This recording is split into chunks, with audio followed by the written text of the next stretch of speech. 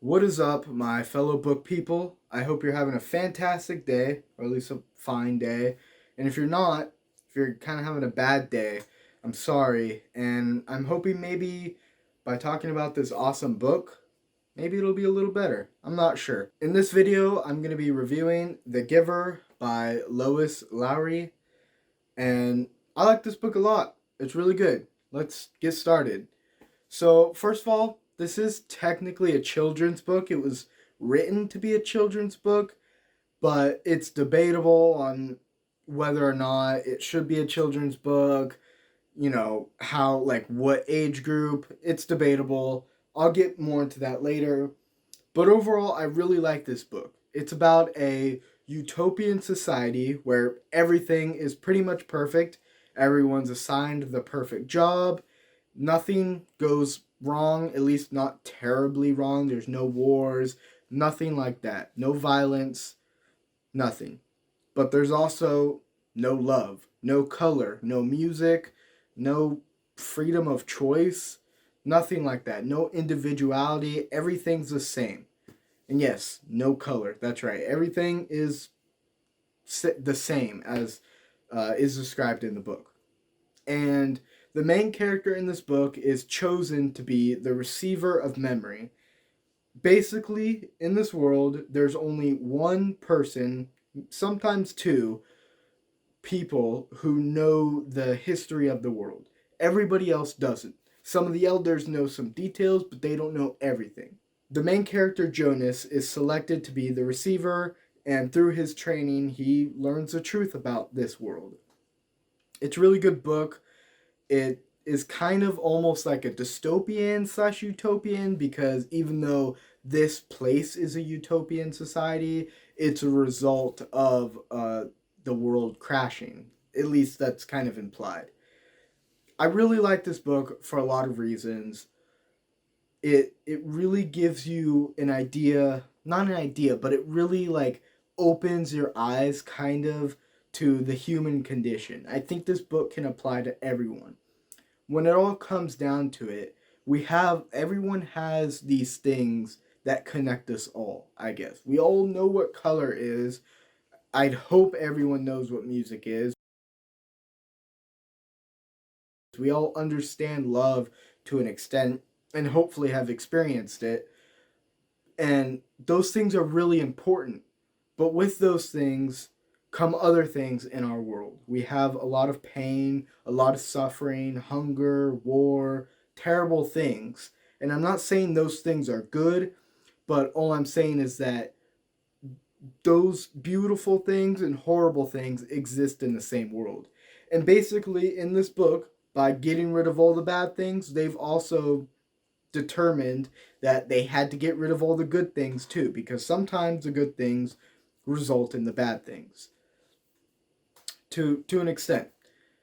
So it's a really beautiful book that shows you kind of not what I mean. You know what it's like to be human, not an alien. It shows you. It opens your eyes to what is important in life. I think it tells you that the smaller details in life, the things that we often brush past or kind of forget about because they're always there, those things are really important, and we're really fortunate to have them. Even though some things are bad, there's also good. That's the premise of this book, and I really enjoy it. The I think the reason why this book is not loved as much as I think it should be. It is loved a lot. Like a lot of people love this book, but a lot of people hate it because it's misunderstood. A lot of people think this is a political commentary about communism and capitalism. It's not. I'm sorry. It's not. I literally watched an interview with the author where she explains that that's not it's not about politics. I only listened to that part, so I actually don't know exactly what she said because I wanted to have my own opinion about how I feel about it. But I knew at the end when I read it, it's not about politics. It's not 1984. 1984 is very political. This book isn't. It has political ideas in it, but that's not what it's about, if that makes sense. It's ultimately just a beautiful story about appreciating the good things we have in life. At least to me, that's what it's about to me. And even though it's a children's book, it's very short, it spoke to me a lot. And that's my big criticism of this book. I wish it was longer, but I don't blame the author because, again, it was supposed to be a children's book. She's not going to make it wordy, detailed, overly complicated. It's supposed to be simple to understand, and I also like that about the book. It's just I kind of wish there was a little more in it because I love the story so much. I just wish there was a little bit more detail, a little bit more complexity. But, you know, I still think it's an awesome book.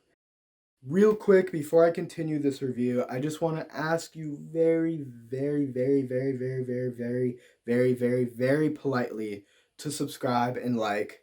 Maybe leave a comment, but at least like and subscribe because I have great content coming this year. I have a lot of book reviews or a lot of books that I'm going to read and review. I have some informational stuff like how to write a book too. I'm going to talk about that this year. So be sure to subscribe.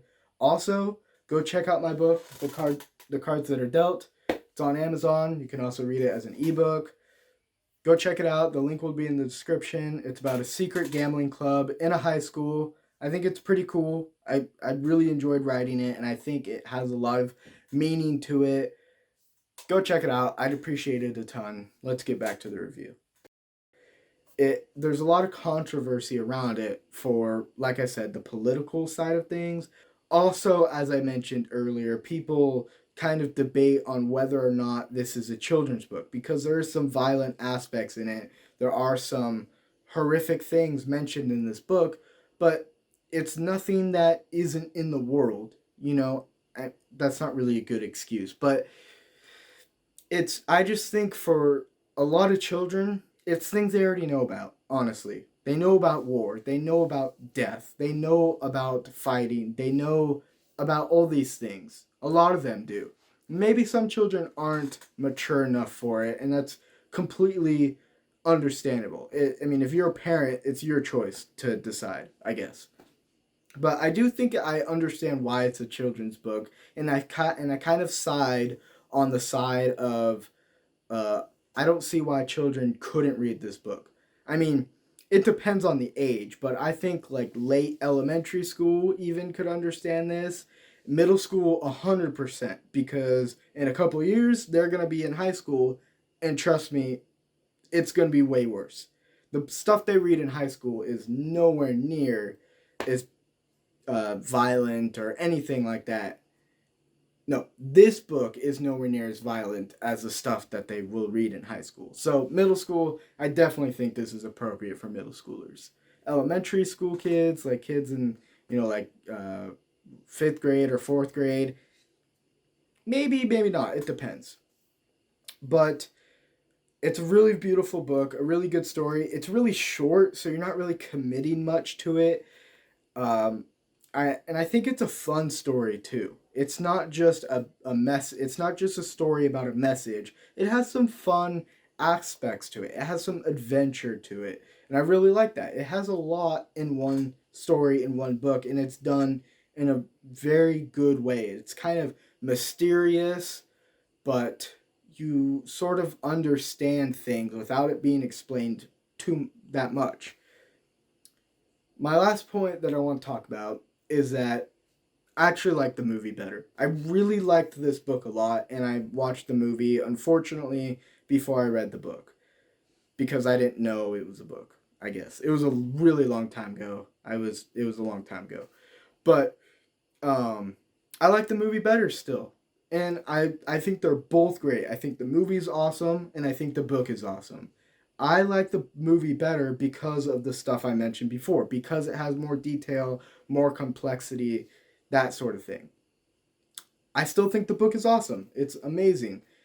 The other reason that I want to touch on, the other thing or the other like aspect that I've heard people say that why they don't like this book, I don't know why I had to make that so complex. The other reason that I've heard people say why they don't like this book is because some of the like whimsical elements don't really line up, but I like that. It kind of ties into this book being mysterious. Not everything has to be explained in full detail. I'll give you an example. When the giver transfers memories to the receiver, he does so by touching his back. In the movie, he touches his wrist. Same concept, and he transfers the memory. Doesn't really make sense, but it doesn't have to, right? It doesn't have to. It's not a it's it doesn't have to make sense, I guess. Not always. Other books, I want it to make sense. There has to be logic. But with the way this book is formed, the way it's told, it makes sense why it doesn't make sense, if that makes sense. um, but I understand if you don't enjoy that sort of thing. If you don't like when things are just kind of, well, that's just how it is. I get that. But I think you shouldn't be expecting that from this book. I don't know. I enjoyed it a lot. I highly recommend it. That's the thing. I highly, highly recommend it to anyone. Literally anyone. I highly recommend it. I mean, maybe not like a 3-year old. That wouldn't really make sense. But you get what I mean. Um, it's short. I read it in 2 days. I could have read it in one. Easily. So check this book out. So that's my review of The Giver by Lois Lowry. I hope you enjoyed it. Be sure to subscribe, like, check out my book, like I said, and leave a comment what you thought about this book or if you're going to read it. Also, feel free to leave me some constructive criticism. And thank you for watching. I hope you have an amazing day or you continue to have an amazing day. Maybe it's amazing now. I don't know. Subscribe. Thank you. Bye.